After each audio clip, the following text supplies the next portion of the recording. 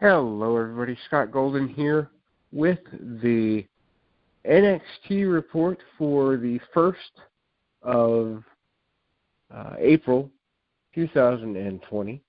And we're going to be doing weekly, hopefully, television reports on all major properties of World Wrestling Entertainment, All Elite Wrestling, some weeks Impact, if I can find the program. Sometimes I can't seem to find it.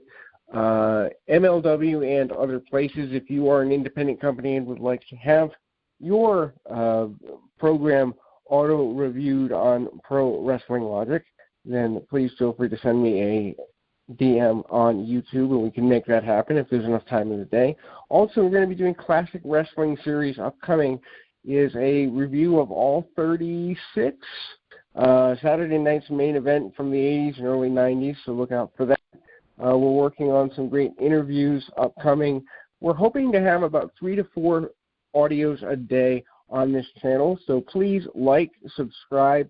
Tell us in the comment box what you want to see, what you want to hear, and we'll try and make that happen for you as quickly as we can. Usually these television reviews are going to be somewhere between 10 to 20 minutes in length. The idea behind them very simple, to make it so you don't have to watch the programming unless you absolutely want to, or there's something that's intriguing to you. With so many hours of professional wrestling content, to me, and I've been a fan since 1989, so in my 31st year, I was in the industry for 12 years at the independent level, and to me, I've never seen this much content and option for fans anywhere in the world.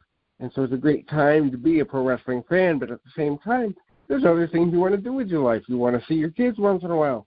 You want to go to work so you can pay your bills. You want to, I don't know, hop on a pogo stick. Who knows? Anyway, there are other things you want to do, and sometimes shows like this can make it a little easier to decide what to watch and what not to watch. So we'll jump into Dynamite, AEW Dynamite on TNT Network for April 1st. The first thing we notice is that Cody brings out his dog. I don't know if it's a Siberian Husky, but it looks like one. I'd be interested to know what Pharaoh is. Beautiful dog. And a lot of people say, why did you do that? Well, a couple of things. We're in an empty arena, which means that any sort of color, any sort of movement, any sort of vibration or vibrant nature of connection is going to make people pay attention. And secondly, who doesn't like dogs, right? Cody's brought Pharaoh out before. This time, luckily, no fireworks to scare the four-legged furry friend. And then they start to talk, he and Tony Schiavone, and I dare anyone in the industry to find me a better play-by-play and analyst than Tony Schiavone is right now. You know, it's so funny. I look back at Tony from my mid-teens and fandom as Nitro was dying, and I found him to be insufferable, and I found him to be annoying, and I found him to be over the top. I look at him in the last few years between MLW and now AEW, and he's the best in the industry, and that says a lot about quality of products. And announcers are only as good as the product they are trying to get over, and secondarily, it says a lot about his passion returning for the sport where it had waned before. But they talk about a tournament for the TNT Championship, the very polarizing concept online, whether this championship should exist or not. Some people say they just need a world championship, a tag team championship, and the women's championship. My gut belief is one more championship is enough. If they go more than that, I think it's overkill, but I think having something where, I won't call it mid-card. I hate the term mid-card championship because it implies that there's a ceiling for the talent who is wearing it. I would say rising star championship, and the TNT championship can certainly be that. They out the fact that Cody and Shawn Spears are going to be going at it in the first round. Darby Allin and Sammy Guevara of the Inner Circle are going to be going at it in the first round. Then we've got Kip Sabian and Dustin Rhodes going at it, and Lance Archer and Colt Cabana. Interesting field of 8. I wonder if the field would have been different if we weren't going under the pandemic with the virus we've got going on worldwide. I wonder if the tournament would have been larger. I wonder if it would have been spread out over more evenings. There's a lot of things I wonder, and I also wonder if they didn't pull the trigger on having the championship as a way to maybe make the programming seem vibrant and historic in these difficult times. I mean, trying to get people to feel like a show is worth watching in the midst of, all that's going on in our world. And plus, there's a certain intrinsical it factor that you can't capture when there's nobody in the building. But AEW's done a fantastic job. Matter of fact, and I can honestly say this, this company has brought back my fandom in a lot of ways. And look, even those of us who have been in the sport, we're fans first, so let's get that out of the way right away. But just, you can see when talent is having a good time, when they're enjoying themselves, and when they're drained and burned out. And with WWE being their major competition, even though they have probably one of the best pound-for-pound rosters they've ever had in the 63, 73, 83, 93, 2003, 13, almost 60-year history of the company. They've got the best roster ever, but that roster looks so burnt out and burnt out. Anyway, we go on to the first match, Trent versus Kenny Omega to start. Good basics to start, and then into trading stiff kicks. Now, it's an interesting thing. Some people like the MMA-style striking. Some people don't. My thing has been with the evolution of MMA striking in professional wrestling, how come one strike can end an MMA fight and it takes 6, 7, 8, 10 to do any damage in a wrestling match? I don't quite understand that, and I wish talent was a little more into the less is more when they're doing body strikes and face strikes and knees and elbows and that sort of thing. I think there'd be a lot more behind one or two well-placed shots, boom, boom, than 10 shots and a guy still standing, 10 minutes later. Now, Kenny Omega and Trent do dives to the outside. Now, I do have a question, and I think it's a question that a lot of fans would ask. How come Trent lost his last name? I think there's a story there somewhere, and I think if the people that are helping to put together episodic television started to tell a story, and you could go humorous with it, you could go angry and dark with it, maybe somebody took his name, maybe he got divorced and his wife got his name, I don't know, but I think it needs to be addressed why Trent only has a first name and not a surname. I think that's interesting and potentially captivating television. Guys doing dives to the outside, again, with nobody in the building, to me it's kind of overkill. Certainly the dives, the tope suicidas, the tope con hilos, and all of that, they're easier to perform when you have a crowd full of people because you're feeding off the adrenaline. And I wonder about taking those risks when there's not a live audience in the building. Just a curiosity, if anything. So Cody is fantastic on the microphone in a commentator role, and when he finally does hang up the boots in several decades, I can certainly see where he would step into the booth and do quite well for himself. His passion comes through. I love the fact that Cody is not ashamed to reference wrestling from a bygone era, whether it be the Monday Night War, whether it be the Rock and Wrestling era. I love the fact that he's willing to drop names because it makes him and the AEW products more relatable. One thing I always struggled with in other companies is this idea that we are in the bubble of our company is the only company that matters. Really, when you do that, you're insulting the intelligence of your fan base. What you're saying, in essence, is, well, our fans are too stupid to change the channel. They don't know that there's other wrestling out there. No, it's completely ridiculous to believe that you have a captive audience who doesn't watch other programs.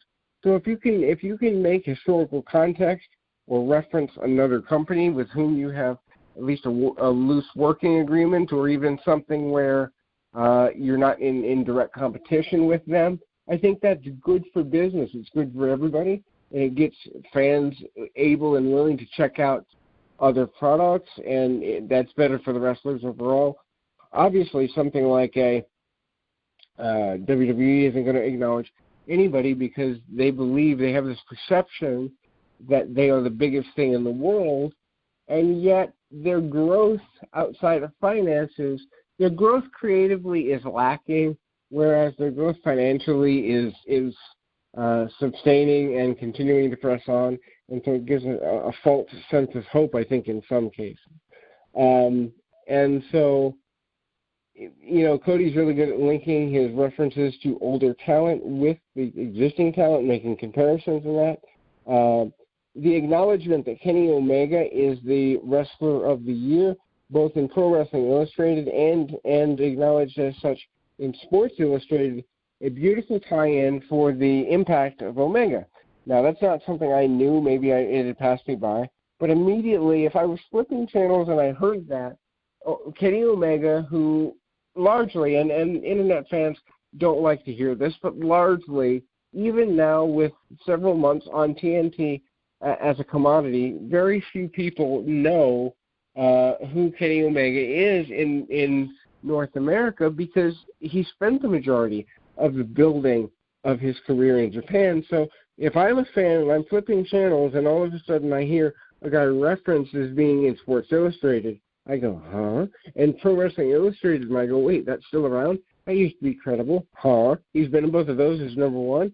I should check him out. And so, we go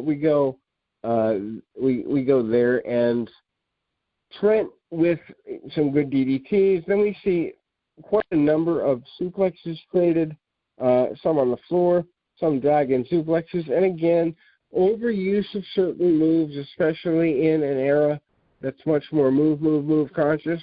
We like to move it. It's a little bit frustrating.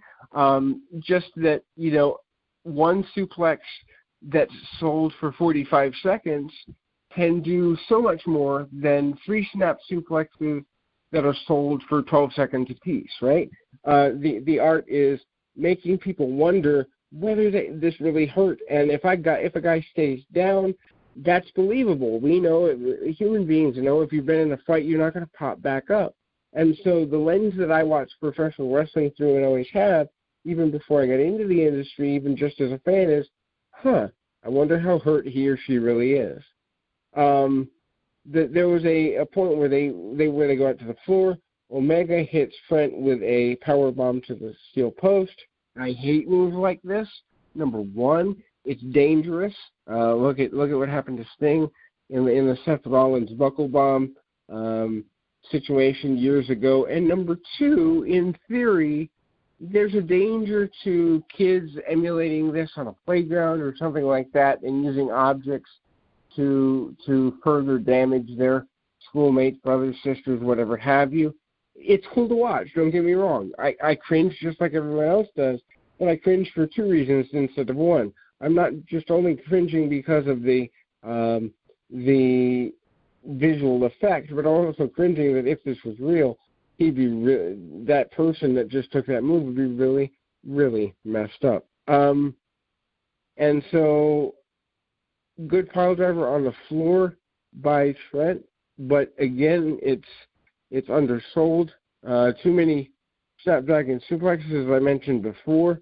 And eventually, Omega comes out ahead on the win in the match. Now, here's a couple of questions walking away from that match that I think need to be addressed in upcoming television. And I'd like you to comment below. Did you gain respect for Trent in going nearly 20 minutes, nearly to a draw with Kenny Omega, or did you lose respect for Kenny Omega by taking that long to deal with Trent, who, from a standpoint of rankings, is lower than Omega? From a standpoint of influence, should be lower than Omega, who has a AAA championship. The name escapes me of right now. But in any event, Omega should have been able to put him away in a more conducive, quicker fashion. Why didn't this happen, we wonder, and also, what does this mean for Trent? What does it mean for Orange Cassidy and Chuck Taylor? Is Chuck Taylor or Orange Cassidy or both, are they jealous of Trent now because he got that spotlight rub on national and international television? Or does their friendship as the best friends, no pun intended, does that stay intact? These are things to follow up on in the weeks and months to come. Good packages on Matt Hardy and Shayna. But there is the question, and I don't understand it, and it hasn't been addressed. We acknowledge that broken Matt Hardy or woken Matt Hardy or whatever he's going through with the split personality ancient characterization of himself in AEW, which I personally enjoy. Some people don't. Some people say it's too campy. I say if he can pull it off and stay in character and the crowd reacts to it, good for him. It's different. It saves his body. Good for him. But I don't think we've addressed why, at least on television, why he's friends with the elite, why he's so against the inner circle. And I think if you're going to take a talent and bring them in to the level that Matt Hardy has been brought in, I'm sure for a good bit of money, the question of why he chose the side he did should probably be addressed at least within the next 2 weeks, if not sooner. And I think AEW Dark could have been a place to do that. I think especially during the pandemic, home videos, YouTube videos, streaming service videos, Q&As with talent, with fans.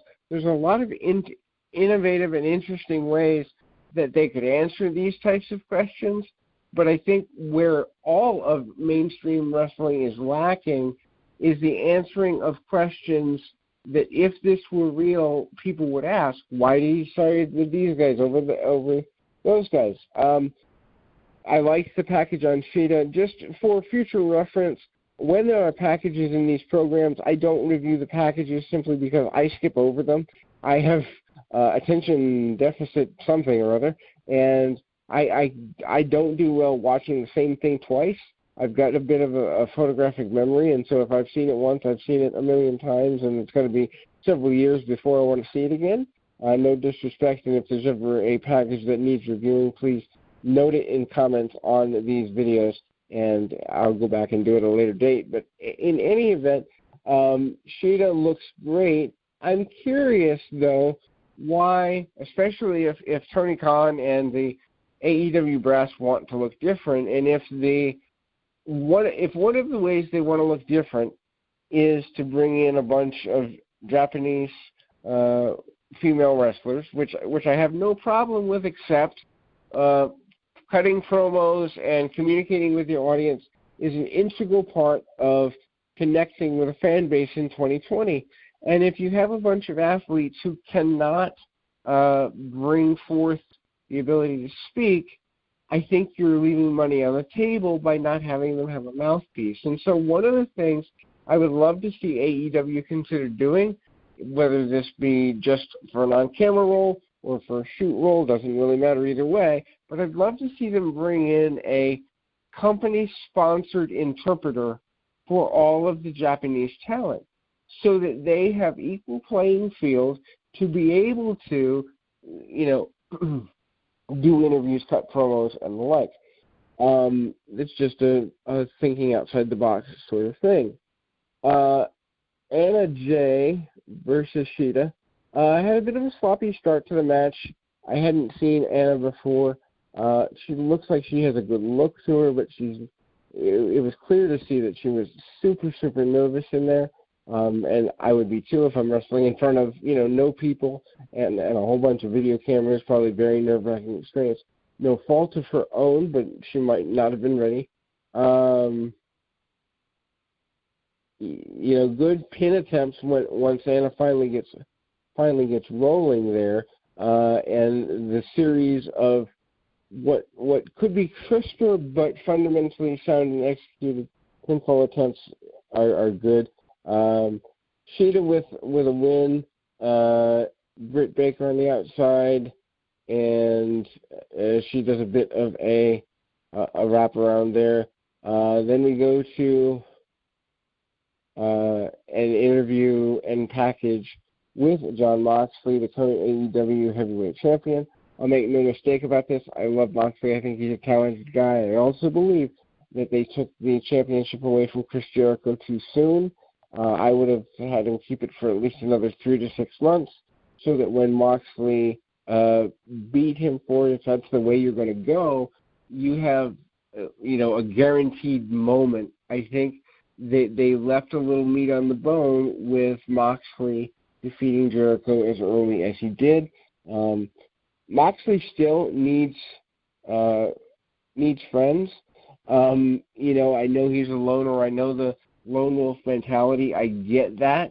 But if we say that wrestling is a microcosm for the differing personalities in the world, even people with antisocial personality disorder, and people with severe mental illnesses attempt to make friends. So unless we're going to address why Moxley doesn't want any friends, and him being crazy is not enough, maybe you could tie in, the last place I worked, I had 2 friends, and they turned their back on me when I came here. You could make it you could make it real. You could do something really interesting with it, but you certainly have to address the monkey in the room. Why Moxley never seems to have friends if he's about to get jumped. And so many mixed martial arts talents, Jake Hager, Tom Lawler, King Mo, and so many others a part of pro wrestling now. Is that a good thing or a bad thing? In one sense, I think having quote real unquote fighters legitimizes the sport.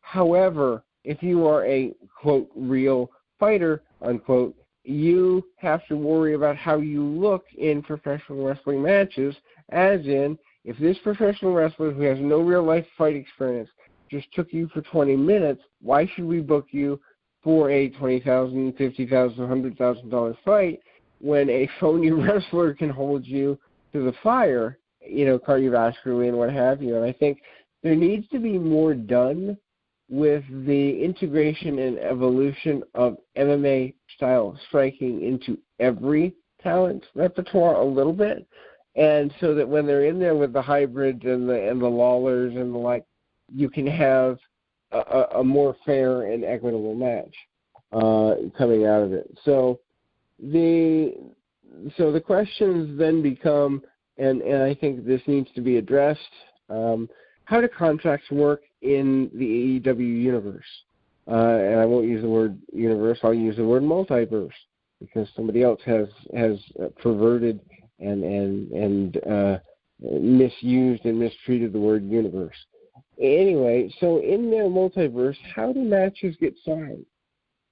We don't have an on-air figure, which I'm a fan of, but I think something as simple as guys are mailed blank contracts every 30 days, and they can fill them out and sign them, and then other people can sign them to make matches, or there's the invisible committee behind the scenes, or the ghost of Christmas past comes and does it. But there has to be some reason that matches are made, because what came up next was Marco Stunt, who, again, there's an opportunity to tell a story.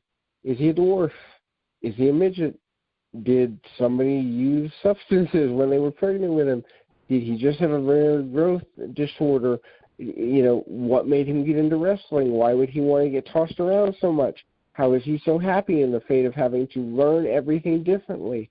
I think there's so many questions, again, that are left on the table, and I couldn't help but think that when Lance Archer wandered out there to completely obliterate Stunt, this would have been a role in the old days for a local enhancement talent, a local carpenter. And I think from what I've seen and the programming I've watched, that when applicable and when available, Cody and the rest of the AEW team do attempt to use lesser-known, non-televised talent to give the rub to a talent that they're trying to take to that next level. Trouble being, I think they're a little bit frustrated with, the way in which you were conducting yourself, and you needed some help out there in any event. But why would Marco, the smallest guy, take a match with one of the biggest guys? Where are his friends? Where is Luchasaurus and whatever? Obviously, they're not there due to the pandemic, but maybe they're off talking to a lawyer about getting power of attorney over poor Marco, Luchasaurus, and Jungle Boy because they're worried he's not making good decisions. Again, there's a place to go with this.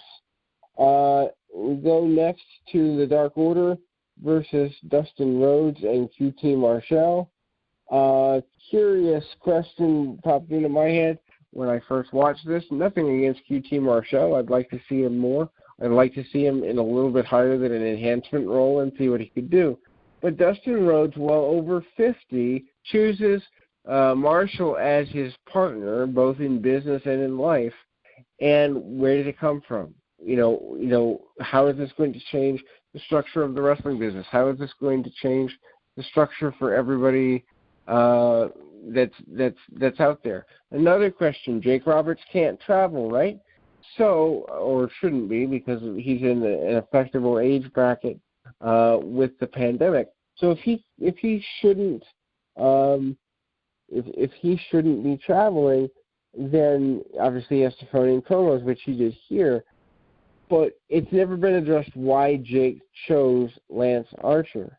There were some vague things the first week about wanting him to stand up for himself and see what he could do and this and that. But there's no why him over Colt Cabana, why him over, Jeff Cobb, why him over whomever you're going to choose to be present to help you out. I think there comes a point where you have to kind of get deeper, especially with someone like Jake. I mean, you could get so deep into his brain you wouldn't be able to get out without some dynamite, no pun intended, and a pitchfork and maybe a shovel, a 12-gauge shovel. But I think it's important to address eventually at least, why did Jake choose Archer, and why has he only chose one charge? He's going to pay just as much to travel if he's got two or three, right? He's got, and then he's got more influence around town and whatnot. There was a good series of power slams in the Dark Order match and decompression activity. Then one thing I like by both is that both men are trying to emulate the power slams. And Dustin and QT, if you're out there, both of you are really good with those particular moves. They're sweet, they're solid, they got a good snap to them. Hopefully Colt Cabana is back on commentary very, very soon. I don't know if he's allowed to plug the Art of Wrestling podcast on here. I know I'm not, because I'm still in the archive over there.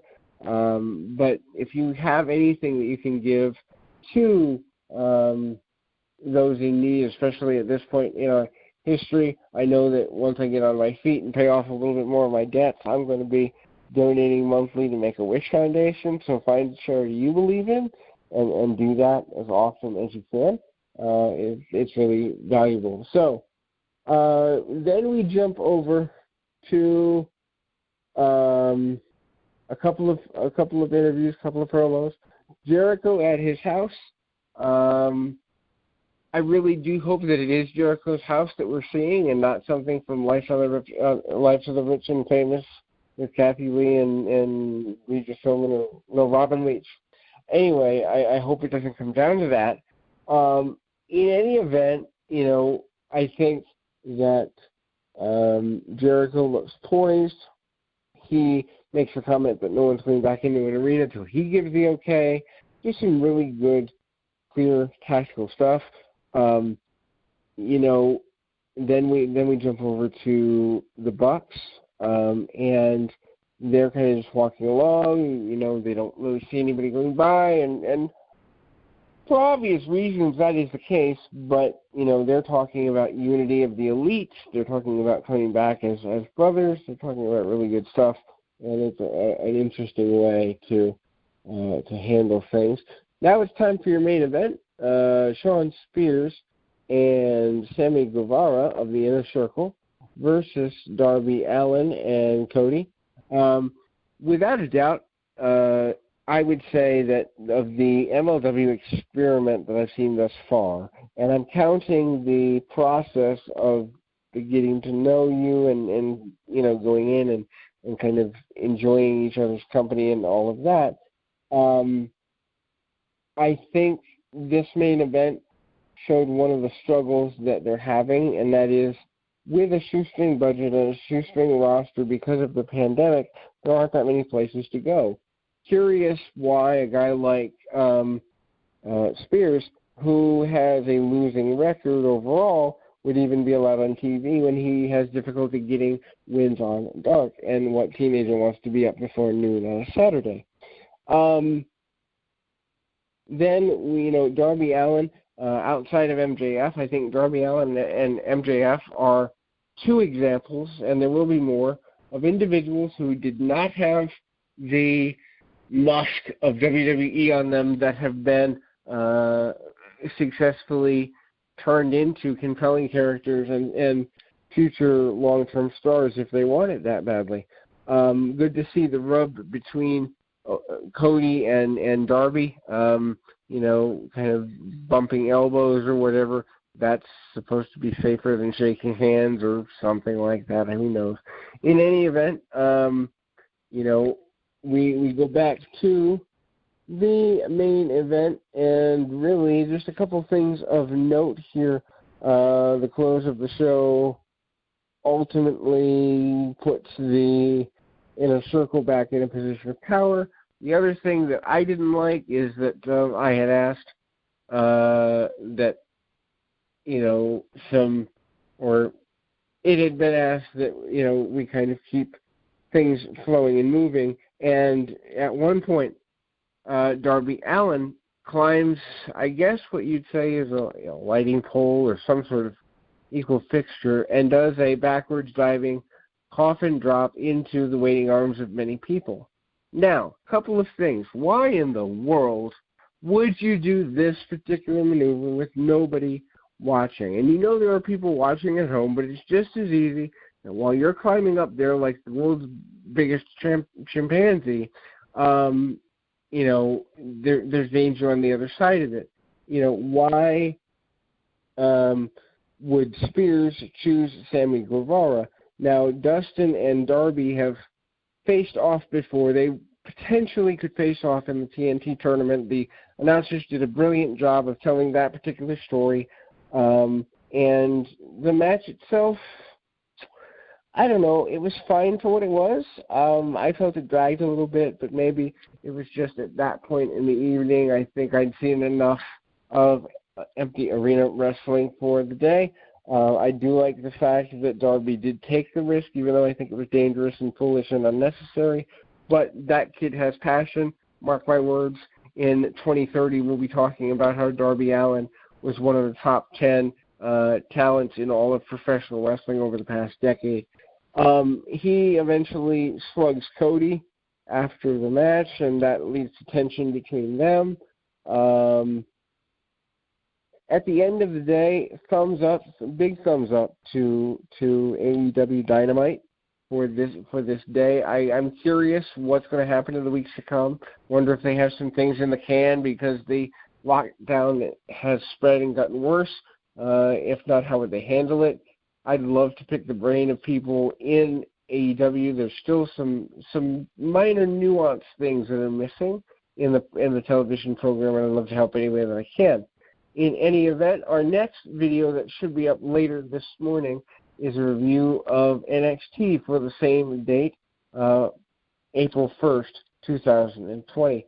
So until next time, this is Scott Golding. Keep your feet on the ground, your mind in the moment. Until next time, everybody.